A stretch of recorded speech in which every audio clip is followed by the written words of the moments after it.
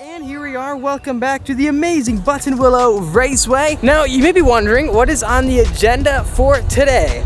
Well, first off, there's a pretty crazy 992 GT3 right behind us. This one looks absolutely amazing in the official launch color, right? The shark blue. Very nice day out here today because there's not too many people. Make sure to check out Speed District track events because they do put on one heck of a show. Today's gonna be such an exciting day because I'll be hopping back inside of the Shelby GT350R. Now I originally had one since like 2016 and I sold it back in I think 2019 when I was buying my Track Pack GT500. I honestly really did like that car, and today I'll be finding out how the new 2020 version compares to it because, well, if you don't know this, there's a Gen 2 version of the motor in the 2020 versus 2016 350Rs. Also, they've retuned some of the braking and ABS and the MagnaRide, I hear. There's one flying by. Let's go check out the car and then get ready for our session. There goes another GT350, and we have another R on track as we speak. Alrighty, dude. Appreciate the opportunity to get back inside of a GT350R. Sure. I forgot. The GT500's down there. Oh, yeah.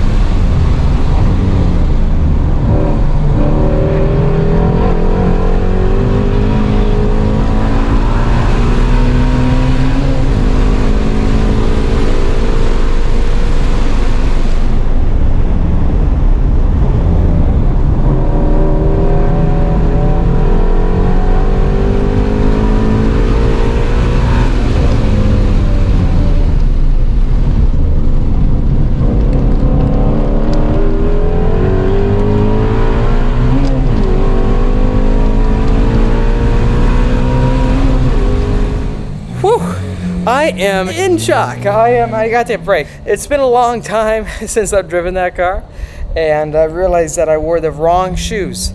These shoes, I could not rev match with them because they're solid as a rock. So for that session, couldn't do the blipping that I usually do. Had to just commit to a normal shifting, which is fine. Hey, just gotta be careful because if you let off on the clutch too early, you could upset the balance of the vehicle.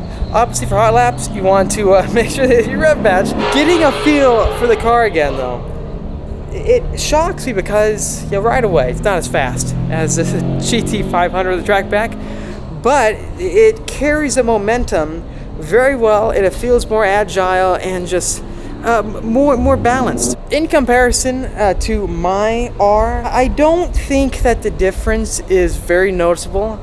Yeah, it's been updated, so the steering feels more like the 500. It's not got a tram line as much. It feels a bit more refined. The interior has carbon fiber on the dash. There's new red accents in the interior. The car itself has just been more refined.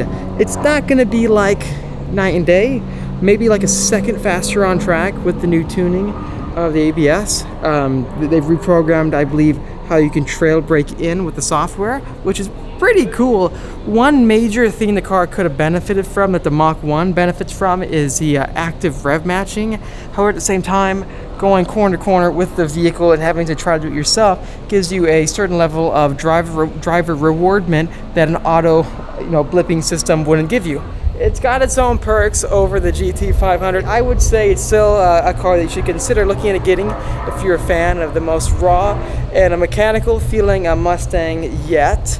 It doesn't feel too automated or advanced. They found a good way to blend it together so that it's a driver's car. It's a driver's experience, and being able to shift myself brought back so many memories. I'll be honest, driving the McLaren and other cars that have auto rev matching or big gear icons with little paddle shifters.